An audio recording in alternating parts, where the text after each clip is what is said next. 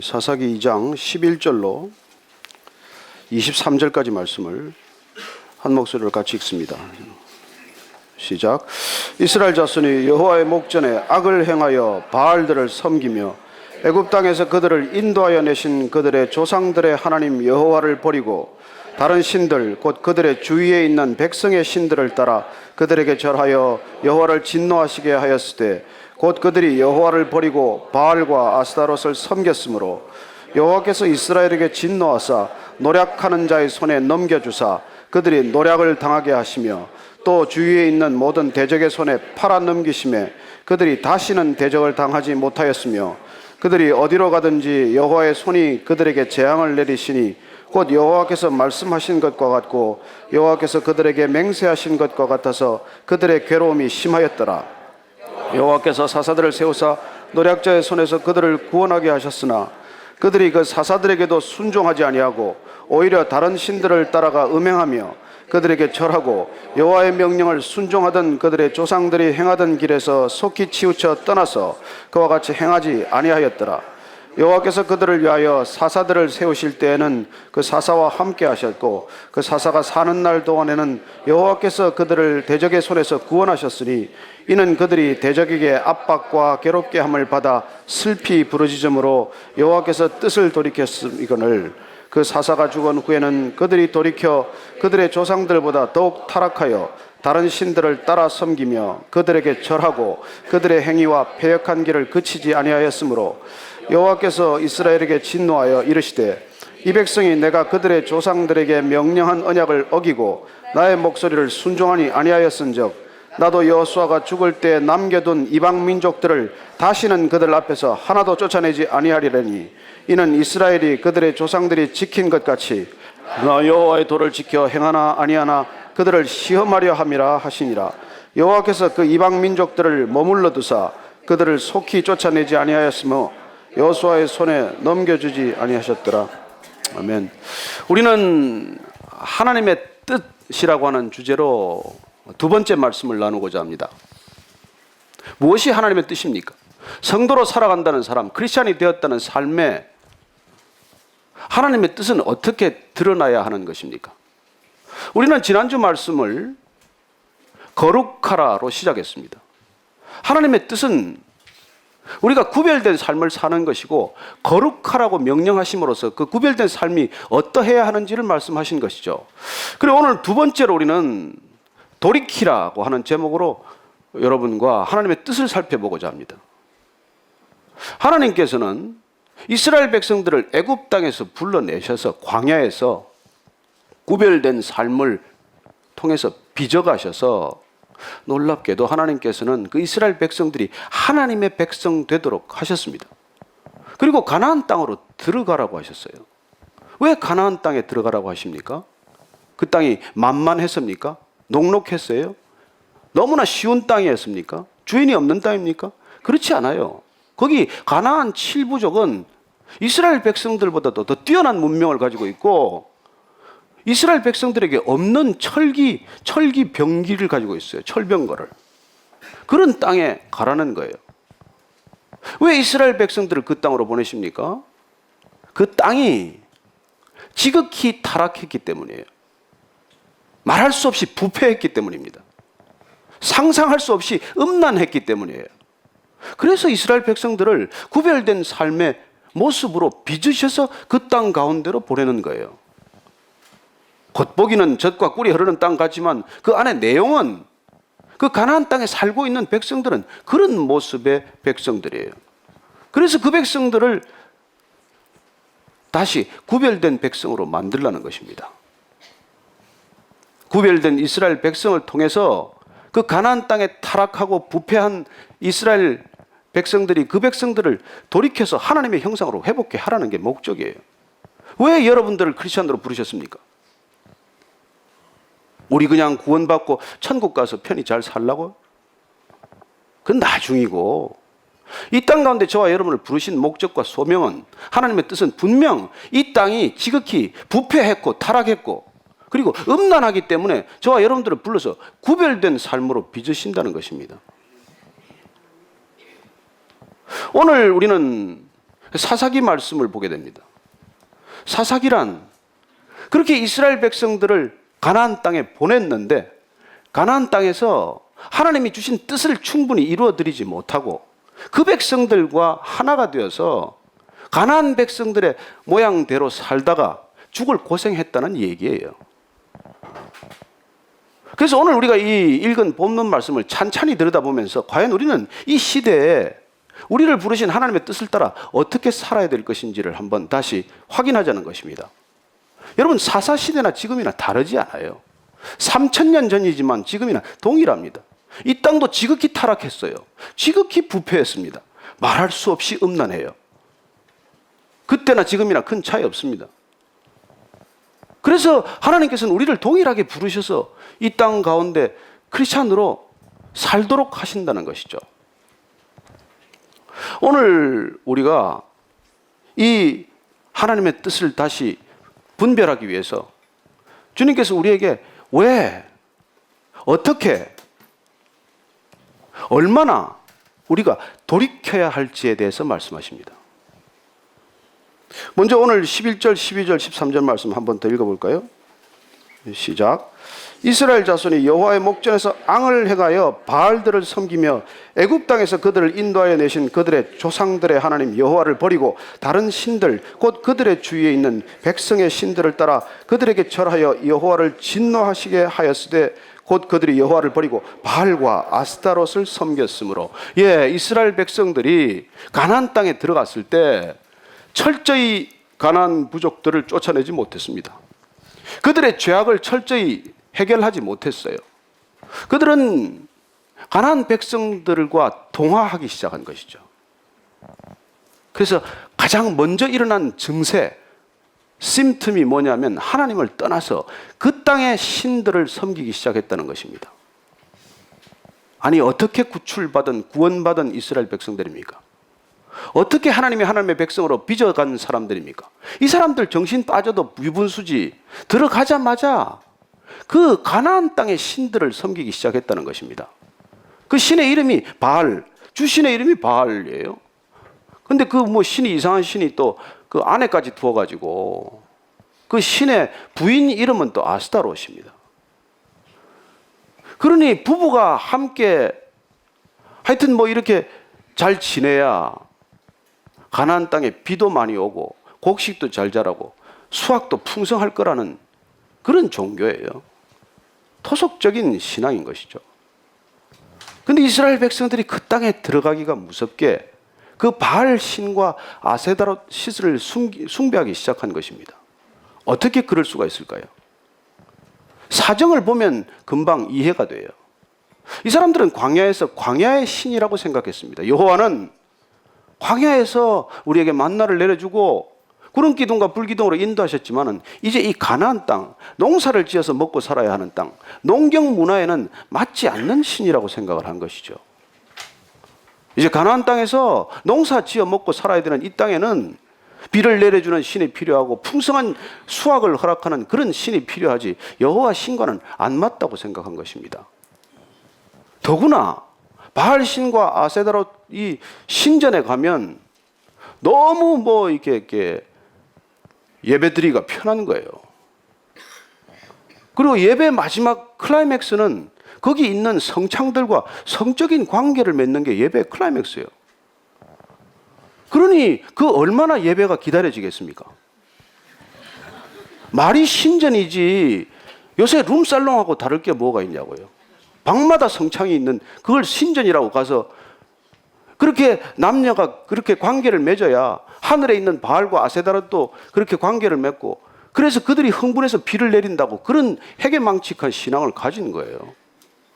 근데 문제는 이스라엘 백성들이 광야에서 향수 한 번 뿌리지 못한 아내하고 살다가 이 성전에 가면 향기로운 여자를 만나고 이러니 거기가 얼마나 가고 싶겠어요. 그러니 가족이 되고 맨날 예배 드리러 간대. 예배를 드리러 간다니. 그러니 한순간에 이스라엘 남자들의 신앙은 허물어진 것입니다. 이해가 됩니까? 여러분도 그럴 것 같아요? 그래요. 그런 신앙으로 빠져들기 때문에 이게 회복하기가 어려운 신앙이 된 것이죠. 근데 오늘 중요한 것은 그렇게 될 경우에 어떤 결과가 일어나느냐 하는 것입니다. 그렇게 바알을 섬기고 부정한 짓을 하면 어떤 결과가 일어날 것이냐는 것이죠. 한번 그 대가를 한번 보실까요? 14절 15절 말씀입니다. 시작. 여호와께서 이스라엘에게 진노하사 노략하는 자의 손에 넘겨주사 그들이 노략을 당하게 하시며 또 주위에 있는 모든 대적의 손에 팔아넘기시매 그들이 다시는 대적을 담당하지 못하며 그들이 어디로 가든지 여호와의 손이 그들에게 재앙을 내리시니 곧 여호와께서 말씀하신 것과 같고 여호와께서 그들에게 맹세하신 것과 같아서 그들의 괴로움이 심하였더라. 결론은 괴로움이 심하다는 것입니다. 그 사람들이 사는 방식대로 살았더니 돈을 번 것이 아니라 돈은 나중에 다 노략당하고 뺏기고 잘 될 줄 알았더니 하나도 잘 된 것이 없이 죽을 고생이 시작이 됐다는 것입니다. 여러분, 예배가 무너지면 다 무너집니다. 하나님 맺는 백성은 하나님과의 관계가 흔들리기 시작하면 다 흔들립니다. 돈이 좀 벌린 것 같아요? 그돈 누구 쓸 것 같습니까? 성공한 것 같습니까? 집안이 허물어져요. 하나님께서는 거룩한 백성들에게 부정을 용납하지 않습니다. 여러분, 신앙이란 무엇입니까? 하나님을 인정하는 거예요. 하나님을 인정하는 기초가 뭡니까? 하나님을 부정하지 않는 것입니다. 하나님을 부정하지 않는 것은 뭐예요? 거룩한 거예요. 가정의 원리와 동일합니다. 부부가 사랑한다는 게 뭐예요? 서로 부정하지 않는 것입니다. 서로 깨끗하게 정결하게 사는 거예요. 그것보다 더 사랑하는 거 없습니다. 그러나 만약에 부정을 저지름으로써 아내나 배우자를, 남편을 부정하게 되면 결과는 어떻습니까?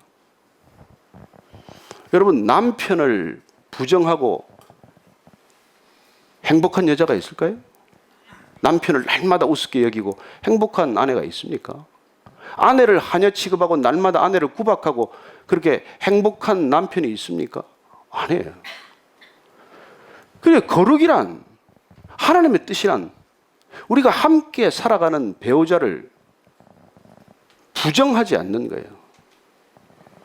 부정하지도 않는 것이지만 부정하지도 않아야 돼요.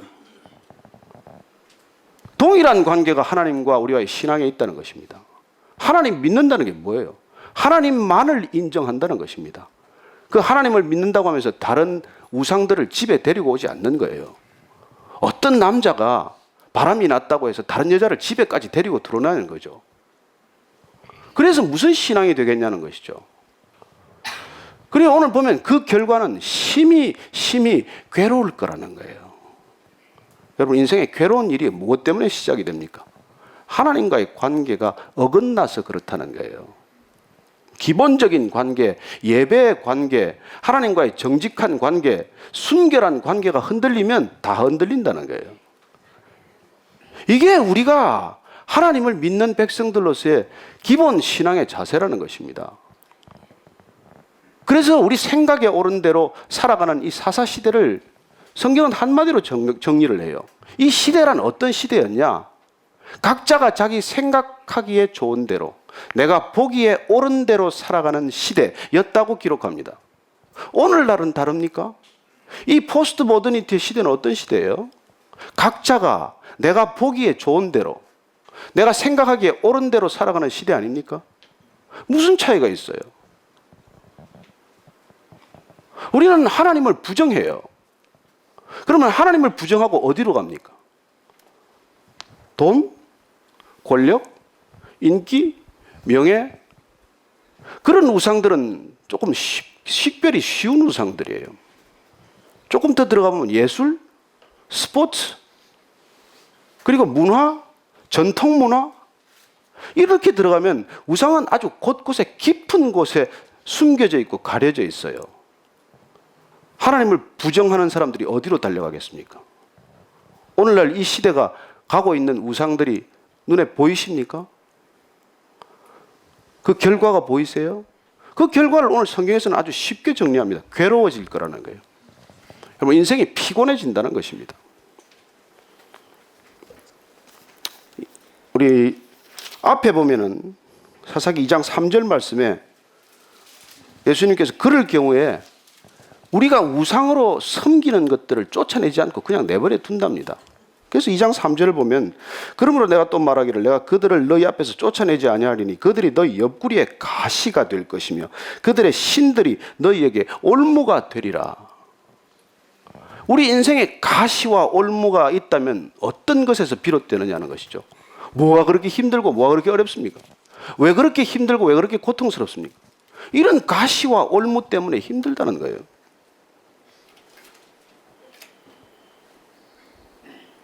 괴로움이 심하면 반응이 있습니다. 부르짖기 시작해요. 못 살겠다고 그때부터 새벽기도 나와요. 아이고 참 목사를 해보니까 이 새벽기도 나오면 두 가지 걱정이 생겨요. 안 나오던 분이 나오면 무슨 일이 생겼구나. 나오던 분이 안 나오면 일은 좀 풀렸는데 또 무슨 일을 들고 나올래나. 이게 걱정. 오늘 보니까 이게 이렇게 괴로움을 겪으면 사람들이 부르짖는다는 거예요. 그러면 부르짖으면 어떻게 됩니까? 16절, 17절 말씀 다시 한번 보십니다. 다시 읽을까요? 네. 사사들을 세우사 노략자의 손에서 그들을 구원하게 하셨으나 그들이 그 사사들에게도 순종하지 아니하고 오히려 다른 신들을 따라가 음행하며 그들에게 절하고 여호와의 명령을 순종하던 그들의 조상들이 행하던 길에서 속히 치우쳐 떠나서 그와 같이 행하지 아니하였더라. 자, 부르짖으면 하나님께서 사사들을 세우셨다고 말합니다. 하나님 기도에 응답하십니다. 누구를 통해서요? 또 사람들을 통해서 응답하십니다. 하나님의 뜻을 떠나서 우상을 쫓아가는 사람들에게도 하나님은 올무와 가시를 허락하는데 그 올무와 가시는 인생 채찍이요 사람 막대기라고 말합니다. 우리를 제일 힘들게 하는 게 뭐예요? 사람입니다. 하나님의 사랑은 사람들을 통해서도 전해지지만 하나님께서 우리를 고통스럽게 하는 일도 사람을 통해서 와요. 우리 인생의 채찍이 됩니다. 인생은 선물이에요. 제 책 제목입니다. 근데 그 인생이 채찍으로 변한다는 거예요. 사람은 선물입니다. 그것도 제 책 제목이에요. 근데 그 사람도 때로는 선물이 안 되고 고통스러운 막대기, 몽둥이, 매가 된다는 것입니다. 그런 일들이 우리 인생 가운데 일어나는 것이죠. 어디서부터 비롯됐는지를 모르면 일생 그렇게 맞다가 끝나는 거죠, 뭐. 그러나 이 모든 어려움이 어디서 시작이 되었느냐? 그 뿌리는 무엇이냐? 그걸 오늘 말씀은 우리에게 가르쳐 주는 것이죠. 내가 그 땅 가운데 들어가서 그들의 신을 숭배하고 그들의 신을 쫓아가고 그들의 신과 함께 살다가 그 백성들처럼 변했다가 그 백성들처럼 겪는 고난이라고 말씀하시는 것입니다.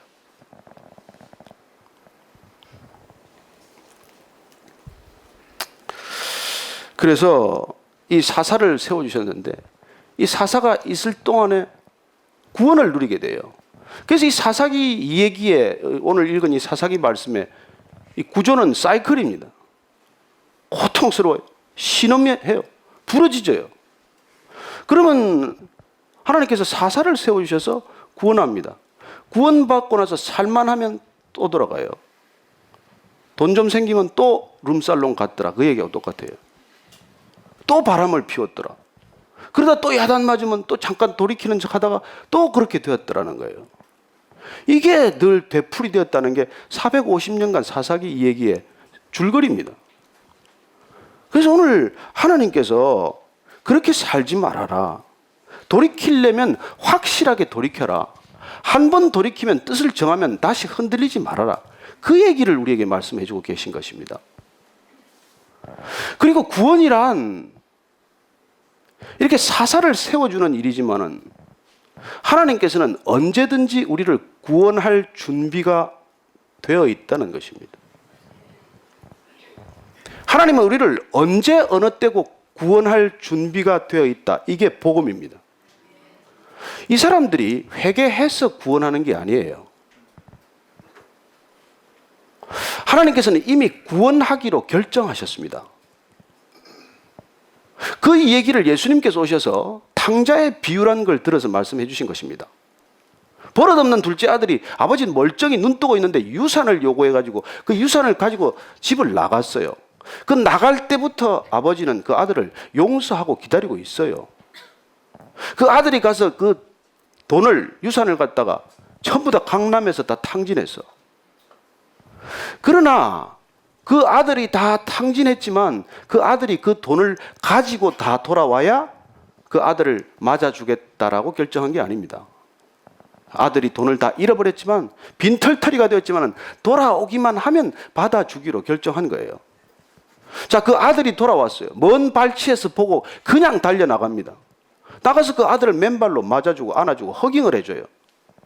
그냥 왔기 때문이지 그 아들이 깨끗해서가 아닙니다. 이미 돼지 치는 데 갔다가 냄새가 고약해. 몰골이 흉악해. 근데 그 아들을 보고 너 꼴이 그러니 가서 샤워부터 해라. 옷 좀 갈아입어라.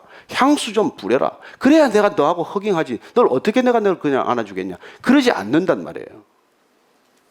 여러분들이 뭐 좀 이제 좀 그럴듯하게 되고 이제 성경도 좀 읽고 뭐 집사도 좀 되고 이래야 제가 뭐 교회 나오지. 아니요. 주님께서는 우리를 그냥 맞아주기로 결정하셨어요. 그냥 달려온 여러분을 안아주심, 보듬어주심, 품어주심, 그게 구원이에요. 그렇게 안아주신다는 게 복음이에요. 우리가 뭘 해서가 아닙니다. 우리는 어떤 조건이나 자격을 가지고도 구원의 조건이나 자격이 되질 않아요. 그래서 오늘 하나님께서 이 말씀을 통해서 우리에게 그냥 돌이키기만 하면, 내가 돌아서기만 하면 문은 열려 있다는 거예요. 이렇게 서 있으면 문은 닫혀 있지만 내가 돌아서면 문은 열려 있다는 것입니다. 언제든지 여러분이 그 문을 열고 들어오기만 하면. 근데 중요한 것은 네 발로 나갔으니 네 발로 들어오라는 거예요. 여러분, 이게 사랑입니다. 네 발로 갔으니 다리 몽둥이를 분질러서 내가 데려오겠다. 이건 인간의 고집이고 분노예요. 네가 네 발로 나갔으니 내가 네 발로 돌아올 때까지 기다리고 있을 터이니 내가 돌이켜서 돌아와라. 돌이켜서 이제 그만 돌아서라.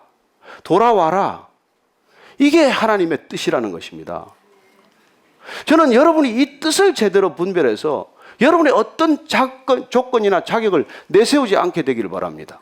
그냥 여러분들이 가던 방향을 돌이켜서, 돌이키라고 하는 그 음성에 순종해서 돌아서기만 하면 거기 구원이 있다.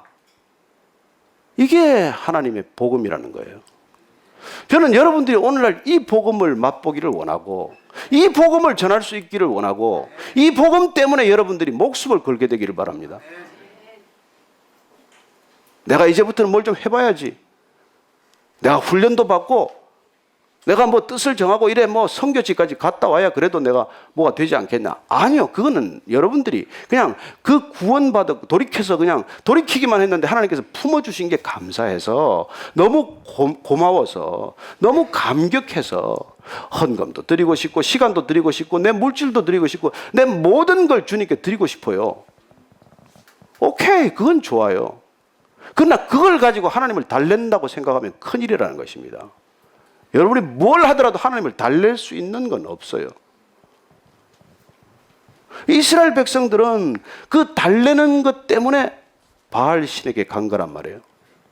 신이란 내가 딜이 가능하고 바터로 얻을 게 있고 이걸 좀 어떻게 뒤흔들어서 내가 원하는 걸 좀 더 가지겠다. 내 소유를 늘리겠다. 내 영향력을 좀 확대하겠다. 내가 좀 커지겠다. 내가 유명해지겠다. 이걸 하겠다고 딜을 하는 게 바알 신앙이란 말이에요.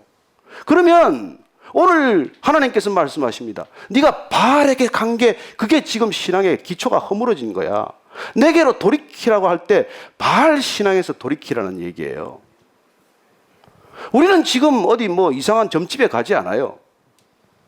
그러나 우리는 그 마음 가운데 여전히 내가 내 소유를 더 늘리고자 하고 내 권력을 더 탐하고자 하고 내 영향력이나 내 이름이나 내 무엇을 더 드러내고자 한다면 그건 여러분들이 바알 신전에 간 거나 동일하다는 것입니다. 교회라는 이름의 바알 신전에 간 거라고요. 그래가지고 교회가 무슨 능력이 있겠어요? 바알 신앙의 핵심은 뭡니까? 본질은 뭐예요? 십자가는 필요 없다는 것입니다. 십자가란 내가 거기서 죽어야 하는 것이에요. 십자가는 내가 기꺼이 손해보는 것입니다.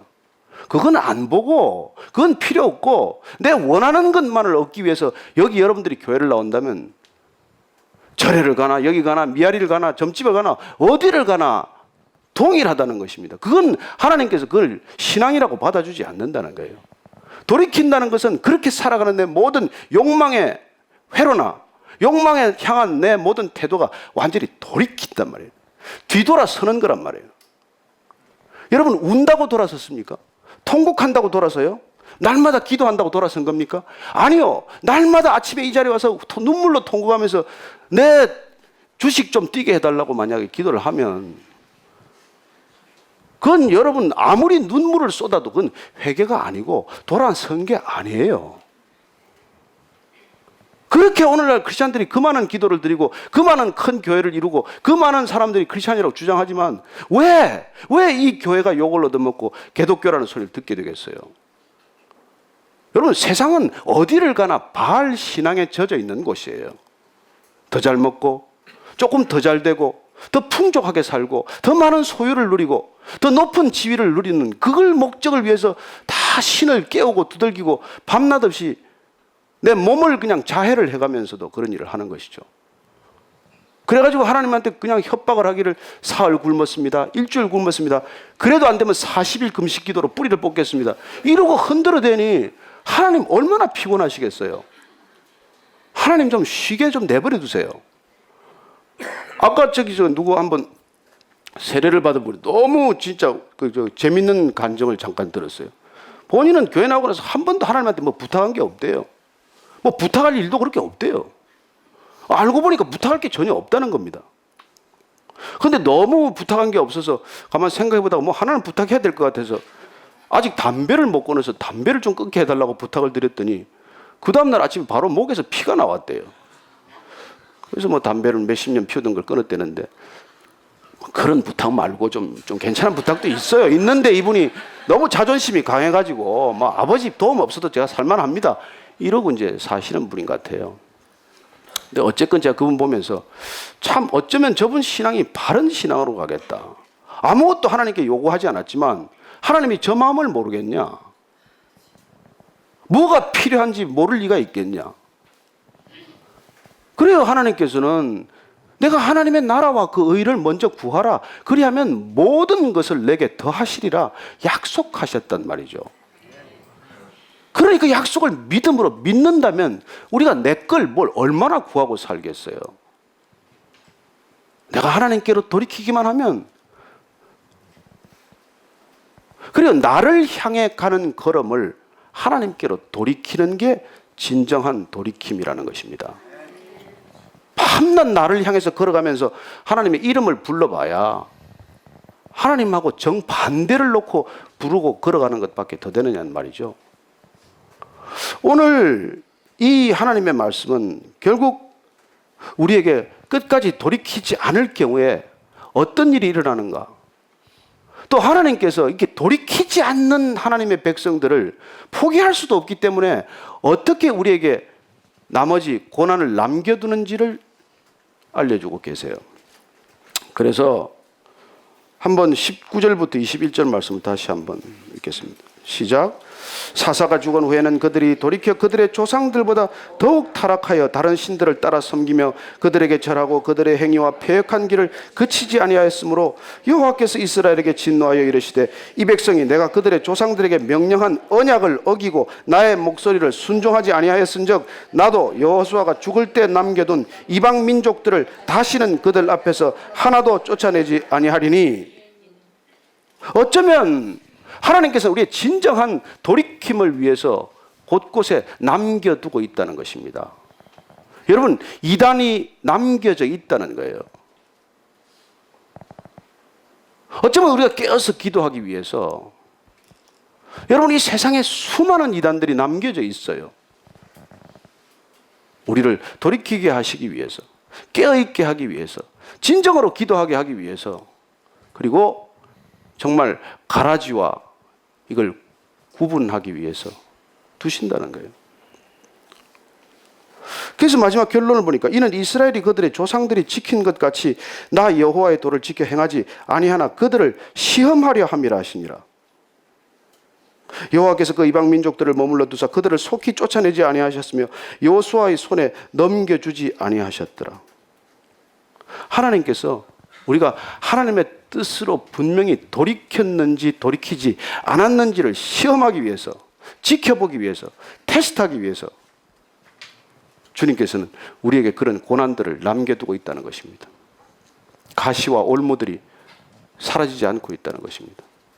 저는 여러분들이 돌이키려면 확실하게 돌이키게 되기를 바랍니다. 돌이키채 하지 말고, 여러분이 성경 끼고 이게 교회 지금 이러고 왔다 갔다 한다고 해서 돌이킨 게 아니라는 거예요. 그것도 이렇게 하면 불경한 거고 이렇게 하면 경건한 거에서 더 돌이킨 걸로 생각하면 안 된다는 거예요. 돌이킴이란 이런 겉의 태도의 문제가 아니라 우리의 내적 태도의 문제. 끊임없이 내 거를 추구하고 내 욕망을 추구하고 내 탐욕을 이루어 달라고 기도하고 그거 가지고는 절대로 하나님을 움직이지 못한다는 겁니다. 하나님께서 다시 이 시간에 말씀하십니다. 하나님을 돌이키려고 하는 건 종교예요. 나를 돌이키려고 하는 게 신앙입니다. 진정한 신앙이란 내가 하나님께로 돌이키는 것이지 나를 외면하고 있는 하나님을 돌이켜서 나한테 끌어오는 게 아니에요. 그렇게 끌어올 수 있다고 가르치는 게 오늘날 수많은 이런 교회가 된 것이고 이런 이단이 된 것이죠. 이름은 또 다 교회래. 구원파도 교회고 통일교도 교회고 신천지도 교회고 다 교회라고 붙여놔서 정말로 혼란스럽기 짝이 없어요. 그러나 우리가 분명히 알아야 될 것은 여전히 그 이름을 뭐라고 붙여놨건 내 교회라는 이름으로 내 것만을 추구하고 내 교리를 주장함으로써 그 교단을 예수님보다 더 중요하게 여기고 한다면 이미 이단으로 접어들었다는 거예요. 기독교라는 이름의 이단, 크리스찬이라는 이름의 이단, 교회라는 이름의 그런 이단이 탄생하고 있는 것이죠. 하나님께서는 그걸 다 바알과 아세다롯에게 뛰어간 증거라고 말하는 것입니다. 하나님께로 돌이키라. 하나님을 바라보라. 십자가를 바라보라. 그 고난의 영광을 보라. 그걸 봐야 우리가 편하지요. 그러지 않으면 우리는 우리 자신에게 속고 말아요. 내가 신앙이 된 줄로 알고 내가 제대로 믿는 줄 알고 내가 바르게 가는 줄 알고 그리고는 절벽으로 가고 있는 것이죠. 예수님은 그런 사람들을 넓은 길로 가는 사람이라고 말합니다. 좁은 길이란 내가 부인되는 길이요, 내가 손해보는 길이요, 내가 십자가를 지는 길이요, 내가 십자가에 못 박히는 길을 좁은 길이라고 말씀하시고 그 길로 갈 때 우리는 비로소 영원한 생명, 돈이 아니라 물질이 아니라 명예가 아니라 하나님이 우리에게 그토록 주시고자 하는 그 놀라운 영원한 생명을 얻게 된다는 것입니다. 그리고 그 삶이 시작이 되는 걸 우리는 영생이라고 부르는 것이죠.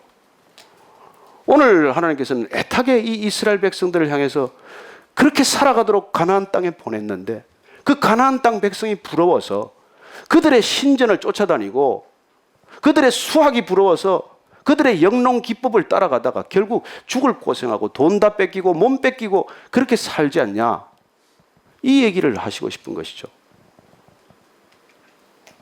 오늘날 우리 이 시대를 우리를 향해서 동일하게 말씀하시는 것입니다. 세상을 본받지 말라, 세상을 따르지 말라. 여러분, 세상을 따라가서는 세상을 못 이기니까, 세상의 방법으로는 세상을 바꾸지 못하니까. 그래서 하나님께서는 우리에게 세상과 다른 방법과 다른 기준을 요구하고 계신 것이죠. 그러나 오늘날 교회가 세상의 방법을 그대로 동일하게 배운다면 교회는 본질을 잃어버리게 돼 있어요. 저도 한때 대형 교회 거기서 신앙생활을 시작했고 거기서 많은 걸 배웠어요. 그리고 제가 목사님들하고도 그런 토론을 많이 했습니다. 우리가 뭐 맥도날드처럼 말이지, 스타벅스나 KFC나 돈 벌겠다고 우리가 프랜차이징 하는 게 아닌데 이렇게 전도가 안 되는 시대에 단 한 사람이라도 더 얻기 위해서 그래도 신뢰도가 있고 사람이 이름이 알려진 이 교회 이름을 가지고 지교회를 세우면 어떻고 교회를 확장하면 어떠냐? 그렇게 생각했었어요. 그러나 어느 날 성경을 보다가 그게 잘못된 생각이라는 걸 깨달았어요. 하나님은 절대로 누군가 아버지의 이름이 유명하다고 그 아버지의 이름을 아들한테 주지 않아요. 집안의 아들의 큰아들이 유명하고 큰아들이 잘났다고 둘째, 셋째 아들들을 그 이름으로 부르지 않는다고요. 이 땅에 하나님께서는 고유한 유기체적 공동체를 허락하셔서 크든 작건 고유한 이름을 다 허락하셨다고요. 여러분들 이름에 1, 2, 3번 번호를 붙이지 않아요. 그리고 세상의 방법으로는 세상을 못 이깁니다. 큰 교회가 되고 큰 일을 많이 하고 큰 업적을 많이 남는 것이 그게 하나님의 큰 일이라고 생각을 하세요? 하나님의 큰 일은 단 한 가지입니다. 세상이 못하는 일, 세상 사람들이 죽었다 깨어나도 할 수 없는 일, 서로 용서하고 서로 사랑하고 서로 섬기고 내가 더 낮아지고 그런 일들을 하나님께서는 원하고 계신 것이죠. 그게 큰 교회라야 가능합니까? 유명한 교회라야 가능합니까? 그런 이름을 계속 우리가 확장해야 그게 가능한 일입니까? 아니요. 저와 여러분이 교회 될 때 가능한 일입니다. 하나님께서 우리를 부르셔서 그런 교회로 빚으셔서 이 세상 가운데 우리를 교회로 두시고 이 세상을 우리한테 맡기시는 까닭은 세상 사람들이 하는 일을 그런 거대한 건물을 짓고 여러분 거대한 건물 지어봐야 뭐 롯데 100몇 층을 따라갈 수가 있겠습니까? 그게 아니고 우리는 세상이 흉내낼 수 없는 일, 어떻게 해서도 할 수 없는 일, 그 일들을 위해서 부르심 받았기 때문에 우리는 그렇게 세상의 방법으로부터 돌아서라는 거예요. 돌이키라고 말씀하시는 것입니다. 그래서 하나님의 방법으로 하나님의 뜻으로 이 땅 가운데 살아낼 때 하나님께서 드러나실 것이고 하나님이 영광을 받으실 것이라고 말씀하시는 것입니다. 제가 지난주 그 어떤 그 CEO하고 식사를 하다가 아주 중요한 얘기를 들었어요.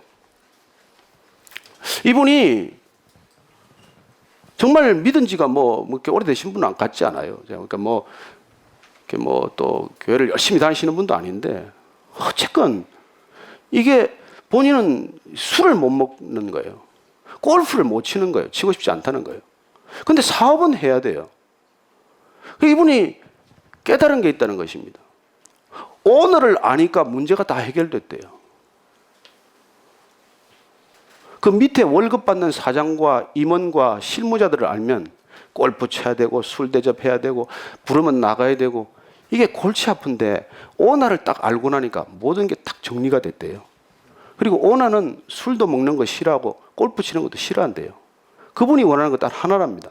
싸게 해주는 거, 일 확실히 하는 것, 뒤탈 없는 것, 이것만 잘해주면 된다는 거예요. 그래서 제가 듣다 이 얘기네 이거. 오너 알면 끝나는 거구만. 여러분 신앙이란 오너 아는 거예요. 이 천지가 누가 오너예요 이게. 아이고 목사님 몰라서 그렇지 오너 만나기가 쉽습니까? 그래도 여러분들이 기도하면서 이 오너가 저 기업의 오너를 만날 수 있는 길을 열어주는 걸 경험하셔야 돼요. 실무자들하고 맨날 부딪히면서 싸우고 다투고 그렇게 하다가 몸 다 망가져서 이 세상에 가장 신비스러운 일이 죽을 힘을 다해서 돈 벌고 그 죽을 힘을 다해 번 돈을 아파서 다 까먹는 거라는 거 아닙니까? 왜 그렇게 사냐는 거예요. 그리고 우리가 세상을 이기는 것이 하나님의 뜻이에요. 어떻게 이길 것입니까? 세상의 방법으로 안 된다는 거예요. 세상이 하는 걸 가지고는 도저히 못 따라간다는 거예요. 그래서 요새는 다 역발상 하자는 거 아닙니까?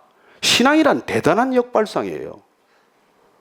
저는 여러분들이 정말 진정한 믿음을 가지고 그 창의적인 역발상으로 이 세상을 이겨낼 수 있게 되기를 바랍니다. 하나님을 정말 믿음으로 고백하고 천지를 지으신 하나님, 우리를 지으신 하나님, 이 세상의 온전한 주인이신 하나님이 우리를 도대체 어떻게 인도해 가시는지를 여러분이 삶 가운데 체험하지 않으면 신앙은 그냥 관념이에요. 관념. 쇼예요. 다 그냥 쇼라고요. 이게 해봐야. 목이 다 매네. 그래서 여러분들이 정말 오늘 말씀을 가지고 기억하면서 정말 주님이 우리를 위해서 어떻게 행하실지를 한번 담대하게 보시게 되기를 바랍니다. 마틴 루터가 그 신부가 어떻게 로마 교황청을 향해서 종교개혁을 선언할 수 있습니까? 무슨 배짱이에요? 여러분, 교회에서 담임 목사한테 대들기도 어려운데 어떻게 그 신부가 로마 교황청을 상대로 그런 담대한 싸움을 선포합니까? 진리를 붙들었기 때문에, 하나님이 오나인 걸 알았기 때문에, 교황이 오너가 아니고 하나님이 오너임을 알았기 때문에, 그 나중에 그렇게 고백합니다. 내가 손에 붙들었던 것은 하나도 남아있지 않다. 그러나 하나님 손에 올려드렸던 건 모두 남아있다. 그런 간증을 해요. 저는 동일하게 간증할 수 있습니다. 내가 세상에서 지었던 것들은 다 놓쳤어요. 다 떨어뜨렸어요. 그러나 하나님이 내게 주신 새로운 선물은 너무 소중한 거여서 그 떨어진 걸 하나도 기억나지 않게 하십니다.